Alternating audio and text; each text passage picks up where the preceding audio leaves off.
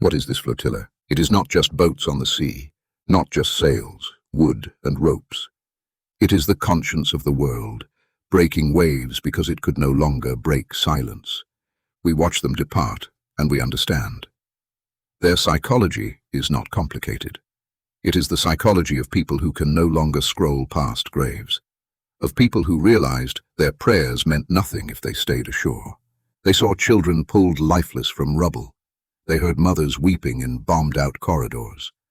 They felt the sting of helplessness, and something inside them shattered. They could not sit in churches and hear, "Love thy neighbor as thyself," while ignoring a neighbor set on fire. They could not kneel in mosques and recite, "Whoever saves one life, it is as if he has saved all of mankind," while watching mankind abandoned. They could not stand in synagogues and read, "Do not stand idly by while your neighbor's blood is shed," and remain idle. So they boarded boats, they risked the deep sea, and they risked gunboats, because they knew in their souls that silence was complicity. This is moral courage. Psychologists tell us moral courage is born when empathy collides with outrage, when compassion makes fear irrelevant. These crews are not naive. They know what happened to flotillas in the past. They know people have been raided, beaten, even killed. And still they go. Why? Because the mind can endure risk when the heart is convicted that inaction is the greater sin. The world is full of governments sedated by moral disengagement, soothing themselves with phrases like, "It's complicated, there are two sides." We are working behind the scenes. Disengagement shifts blame and rationalizes paralysis. The people on the sea refused that sedative. They refused to lie to themselves. Their psychology is clean. Their conscience is awake. On deck are Muslims, Christians, Jews, and people with no religion at all. Yet they chant the same word, sumud, steadfastness. A Palestinian word carried now across oceans, painted on banners, stitched into shirts, whispered to each other when fear rises. Sumud is not abstraction here. It is survival. To endure bombardment, starvation, isolation, and still say, "We remain." For the flotilla, sumud becomes a spiritual anchor. When a drone buzzes overhead or a floodlight blinds the deck at night, someone whispers it, and the rest nod, steadfast. This is faith transmuted into action. They remind themselves their risk is small beside the risk of those they sail for. "No risks we take could come close to the risks Palestinians face every day," one of them said. That is not rhetoric, it is psychological reframing. By comparing their danger with another's daily nightmare, they shrink fear until it becomes manageable. They replace terror with purpose. And when purpose rules, fear dies. Rulers fear their own people. Autocrats calculate silence because silence preserves palaces. Allies calculate silence because silence preserves alliances. But these crews are not rulers. They are ordinary people who decided that conscience matters more than consequence. Psychologists call this moral identity. Doing the right thing becomes so central to who you are that you would rather suffer punishment than betray it. That is why activists smile through exhaustion. That is why priests and imams clasp hands in prayer. That is why grandmothers in headscarves and students in hoodies scrub decks side by side as if they were family. They build a new identity, a global we. We who will not stay silent. We who will carry food, medicine, hope. We who will sail where governments will not go. This is what terrifies power.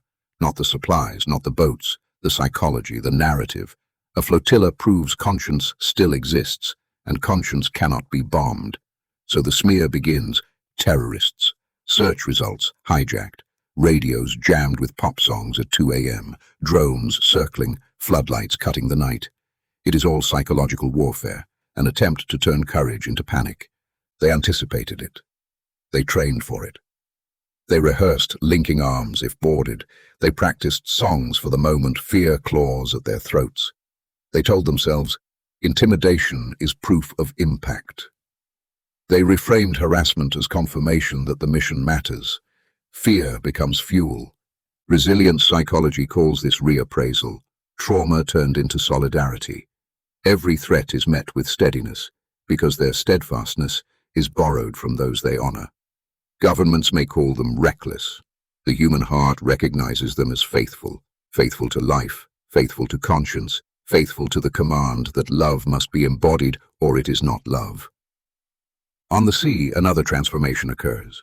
Strangers from many nations, different races, different religions, different languages, begin to dissolve their differences. They become one body, one voice, one we. Social identity theory describes it. The decks demonstrate it. The Spanish fisherman laughs with the Malaysian doctor. The Irish nurse bandages the blistered hands of a Turkish captain. A South African veteran of apartheid teaches chants he once shouted in Soweto. A Chilean Palestinian shares stew with a Swede who had never seen the Mediterranean before this voyage.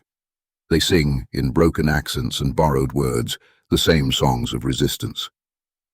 This is how solidarity becomes real. Not abstract sympathy, but shared life, shared labor, shared risk, and there psychology finds power.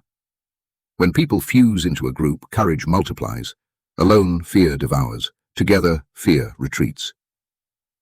"I could not do this alone," a volunteer said, "but when I see 100 others, I feel unbreakable." Small rituals bind them. Morning assemblies to read updates aloud. Evening circles where each person speaks one word. Hopeful, angry, steadfast.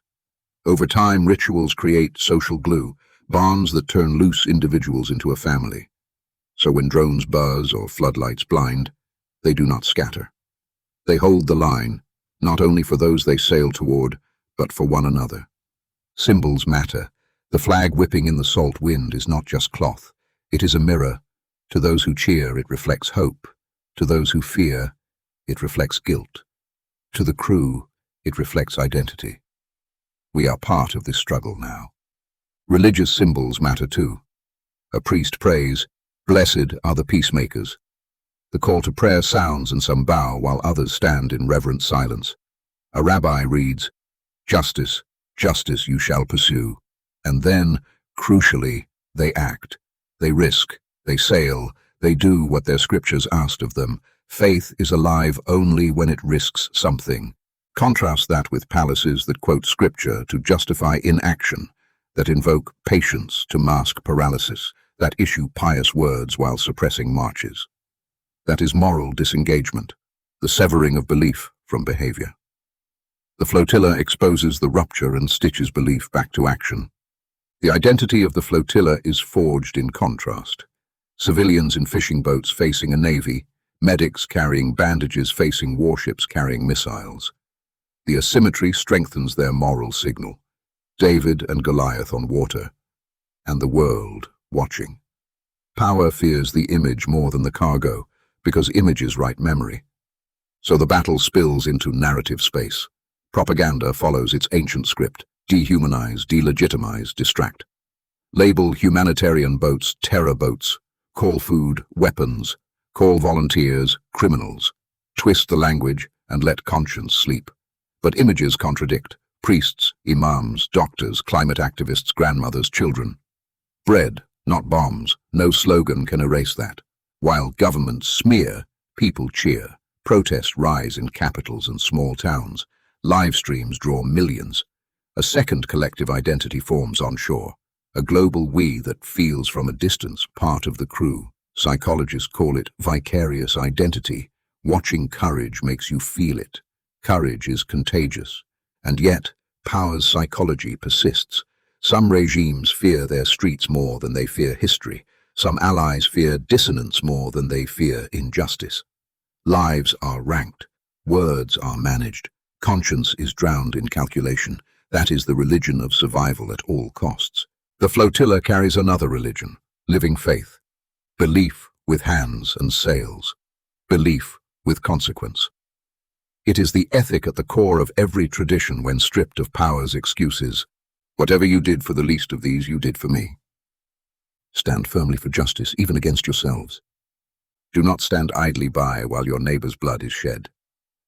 These are not metaphors on the sea. They are coordinates. Sacred values theory explains the ferocity of this commitment. Some values cannot be traded or priced.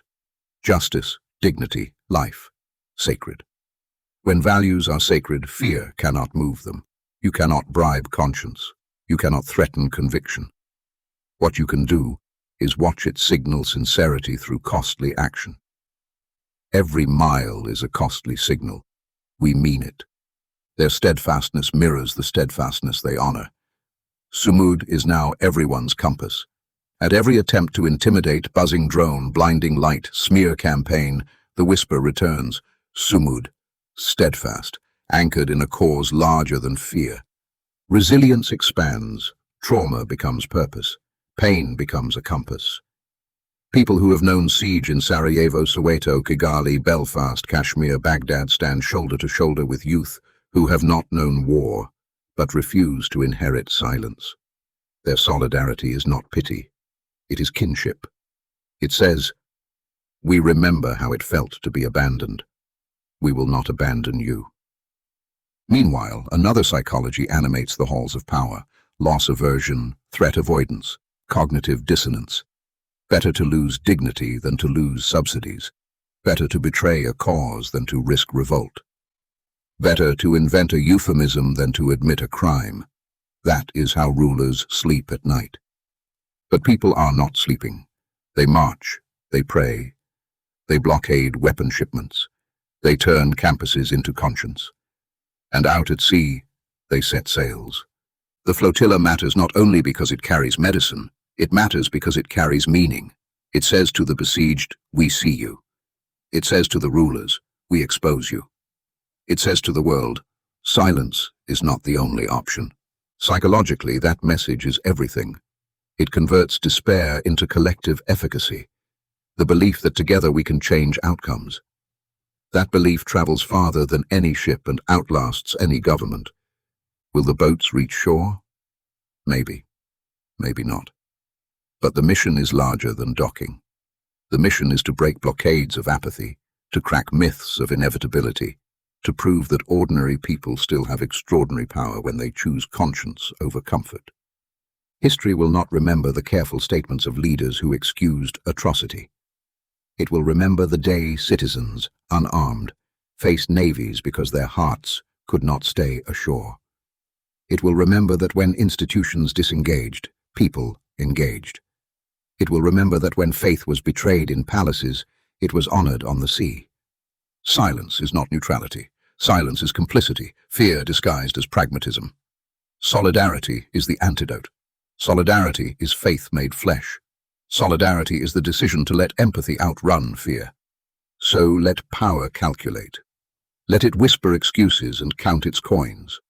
The flotilla has already delivered what matters, proof that humanity still breathes, that steadfastness can sail, that moral courage can be contagious.